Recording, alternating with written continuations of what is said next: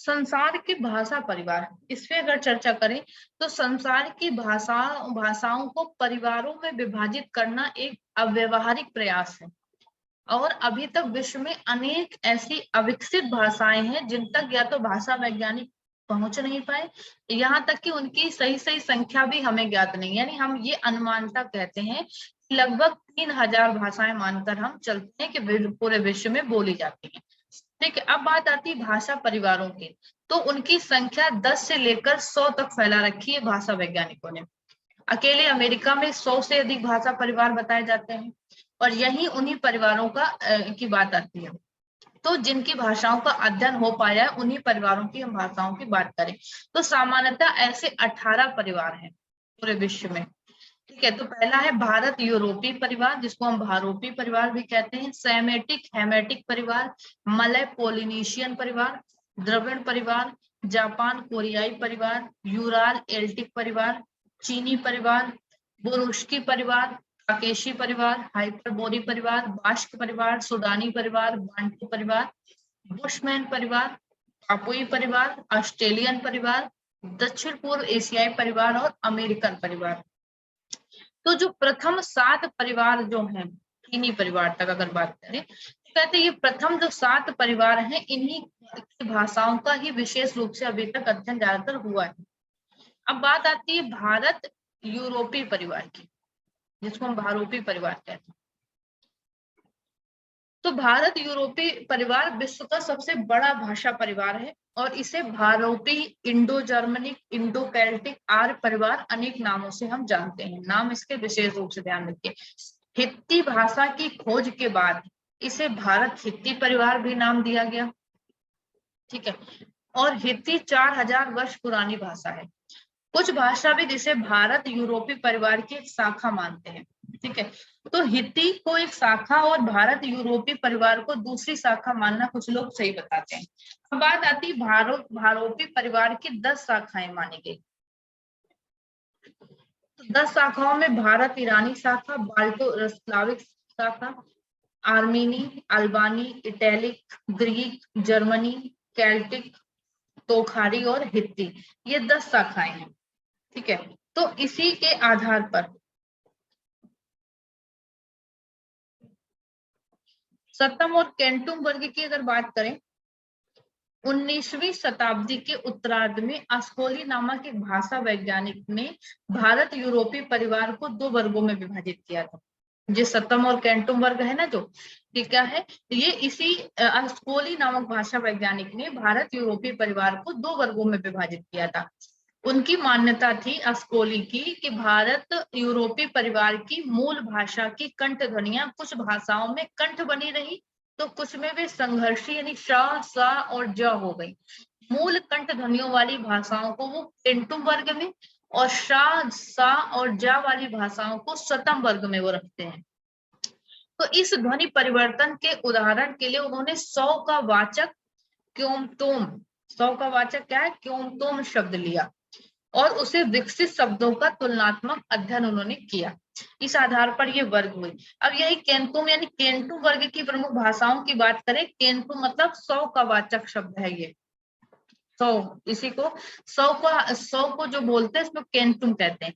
Greek भाषा में 100 को हेक्टोन कहा गया, लैटिन में कैंटुम, कैल्टिक में कैथ, गाथिक में हंड, जर्मन में हंडर्ड, फ्रेंच में सेंट हो गया, इटालियन में केंतो, टोखरी में कंद कहा गया। ठीक है, ये 100 का वाचक शब्द हुआ इसके। और सतम वर्ग की बात करें, सतम वर्ग में 100 को क्या कहा गया, संस्कृत में सतम को शतम कहा गया। शतम होता है ना 100 का वाचक। ठीक है, तो ईरानी में सतम कहा गया, फारसी में सद कहा गया, रूसी में स्तो और लुथियानी में जिंतस कहा गया। तो ये 100 के वाचक ये हुए। ठीक है, तो अस्कोली के विभाजन का जो स्वरूप था वो क्या था, भारत यूरोपीय परिवार का एक तरफ इन्होंने केंटू वर्ग में रखा, दूसरा सतम वर्ग में। तो केंटू वर्ग में जो 10 शाखाएं थी भारत यूरोपीय परिवार की, उसमें से केंटू वर्ग में इटैलिक, ग्रीक, जर्मनी, केल्टिक, तोखारी और हित्ती भाषाओं को रखा, वर्ग शाखाओं को रखा।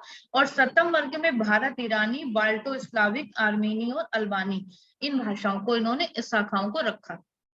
ठीक है, अब बात आती है भारत यूरोपीय परिवार की शाखाओं के परिचय की। भारत यूरोपीय शाखाओं में पहले एक बात करें, भारत ईरानी शाखा की बात करें। ये भारत और यूरोपीय परिवार की सबसे बड़ी शाखा कही जाती है। इसे आर्य शाखा के नाम से भी जानते हैं। और इसी की दो उप शाखाएं हुई, एक भारतीय उपशाखा, दूसरी ईरानी उपशाखा। ठीक है, तो भारतीय उपशाखा की जब हम बात करेंगे, भारत ईरानी शाखा की उपशाखा, भारतीय उपशाखा, तो भारतीय उपशाखा का इतिहास लगभग 6000 वर्ष पुराना है। ठीक है, ज्योतिष और खगोल शास्त्र के प्रमाणों के आधार पर अगर हम बात करें तो ऋग्वेद का समय भी 4000 ईसा पूर्व सिद्ध होता है। पाश्चात्य इतिहासकारों के एक पक्षपात पूर्व कहते हैं रवैये के कारण रचना काल इसका 1500 ईस्वी पूर्व मान लिया गया। इसे प्रारंभिक बिंदु मान करके भारतीय आर्य भाषाओं के विकास को 3 कालखंडों में विभाजित किया गया। ठीक है, तो यहीं से हम भारतीय आर्य भाषाओं को पढ़ेंगे, जो हमारे सिलेबस का हिस्सा भी है असिस्टेंट प्रोफेसर में और नेट में भी। ठीक है, अब हम बात करते हैं भारतीय आर्य भाषाओं के विकास क्रम की। अगर बात करें तो प्राचीन भारतीय आर्य भाषा का काल था 1500 ईस्वी पूर्व से 500 ईस्वी पूर्व। मध्यकालीन भारतीय आर्य भाषा का समय था 500 ईस्वी पूर्व से 1000 ईस्वी पूर्व। और आधुनिक भारतीय आर्य भाषा का समय था 1000 ईस्वी से आज तक का। ठीक है, अब हम बात करें प्राचीन भारतीय आर्य भाषाओं की।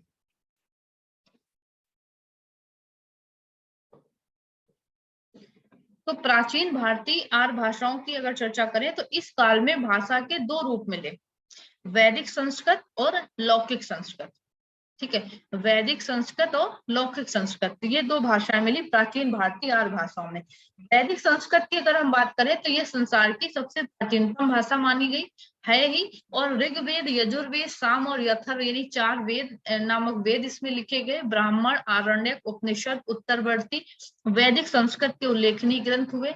और वेदों में उच्च कोटि का साहित्य इसमें विद्यमान है। ऋग्वेद का उषा सूक्त प्रकृति वर्णन का उत्कृष्ट उदाहरण मिलता है। तो वैदिक भाषा में मूल भाषा की ध्वनियां, अधिकतम ध्वनियां सुरक्षित थी। जो मूल भाषा थी उसमें वैदिक भाषा में मूल ध्वनियां सुरक्षित थी। और बाह्य प्रभावों के कारण कुछ नई ध्वनियां इसमें आई, कुछ ध्वनियां लुप्त भी हुई। तो वैदिक भाषा की ध्वनियों के वर्गीकरण की बात करें तो स्वर क्या थे, अ, आ, ई, उ, री, री, ए, ओ, ये स्वर थे। यानी जो री था, ऋषि वाला री था, ये वैदिक भाषा में स्वर थी। इसका जो दीर्घ रूप था ये वाला ऋषि था। ठीक है, री जो लिखा जाता था ये भी स्वर थी। और इसका भी दीर्घ रूप, इसका कोई दीर्घ रूप नहीं था री का। ठीक है, बाद में ये दोनों ध्वनियां क्या हो गई, आक्षरिक हो गई। ए, ओ और औ ये क्या थे, संयुक्त स्वर थे। तो हम आज भी हम पढ़ते हैं ना संयुक्त स्वर क्या है। और इनका उच्चारण क्रमशः आई, औ और आउ होता था। व्यंजन की बात करें तो क, ख, ग, घ ये सब यहाँ से लेकर के ह, ये व्यंजन थे। अनुस्वार और जिह्वा मूली ये सारे विसर्ग व्यंजन थे। उसके बाद वैदिक भाषा में क वर्ग क्या था, कंठ था। आज की तरह मतलब कहते कोमल तालव्य नहीं था। सबसे अधिक अंतर च वर्ग के उच्चारण में था वैदिक ध्वनि में, ये तालव्य वर्ग था और काफी पीछे से बोला जाता था। ता वर्ग का उच्चारण स्थान उससे आगे था। ता वर्ग पूर्णतः दंत दंत मूली दंत दंत था दंत मूली नहीं वैदिक ध्वनि में। और पा वर्ग का रूप प्राय वैसा ही था जैसा आज है वैदिक में। और वैदिक भाषा में जो य, र, ल और ये वाली जो ये है जिह्वा मूली वाला, वे सब और वाह ये क्या थे, अर्ध स्वर थे। आज केवल क्या है, या और वाह ही अर्ध स्वर रह गए। वैदिक ध्वनि में, वैदिक भाषा में ये सभी स्वर अर्ध स्वर थे। जो ल था ये वैदिक भाषा की विशिष्ट ध्वनि थी, ये जिह्वा मूली जो थी ये विशिष्ट ध्वनि थी। ठीक है, ये उत्क्षिप्त प्रतिवेष्टित पार्श्विक अर्ध स्वर था, पार्श्विक अर्ध स्वर था ये। ठीक है, और मराठी में र ये जो ध्वनि थी आज भी सुरक्षित है। इस मराठी में आप देखेंगे इसको ऐसे लिखा जाता है। कौरवी, बांगरू आदि बोलियों में भी ये शब्द विद्यमान है, ये स्वर। अनुस्वार वैदिक भाषा में स्वतंत्र ध्वनि थी। जिह्वा मूली, उपध्मानी और विसर्ग हा से मिलती जुलती ध्वनियां थी जो क्रमशः क और फा के साथ मिलकर संघर्षी यानी ख और फा बोली जाती थी। विसर्ग प्राय दुख आदि शब्दों में आदि बचा हुआ, यानी जब हम प्राय लिखते हैं, दुख लिखते हैं, इन शब्दों में हम विसर्ग देखते हैं। ठीक है, तो रूप रचना की दृष्टि से जो वैदिक भाषा थी वो श्लिष्ट योगात्मक भाषा थी। श्लिष्ट योगात्मक, संज्ञा सर्वनाम क्रिया विशेषण प्रत्यय विभक्ति लगाकर इसमें बनते थे शब्द। 8 विभक्तियों के एक वचन, द्विवचन, बहुवचन, यानी 3-3 रूप, कुल 24 रूप होते थे। प्रथमा के बहुवचन में देवा देवास ऐसे करके होता था।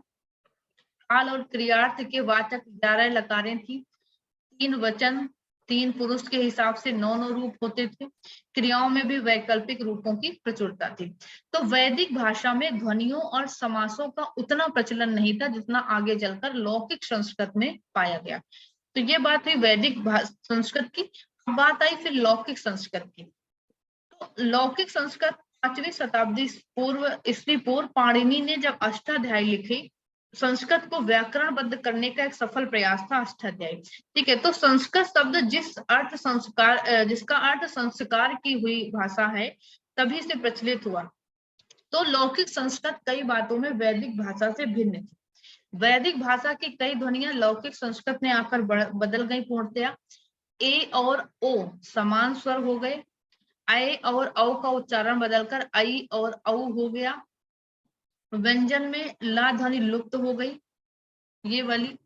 ठीक है, और जिह्वा मूली और उपध्मानी भी नहीं रही, किंतु अनुस्वार और विसर्ग बने रहे इसमें। रूपों में भी सरलता आई, वैकल्पिक रूप प्राय समाप्त हो गए।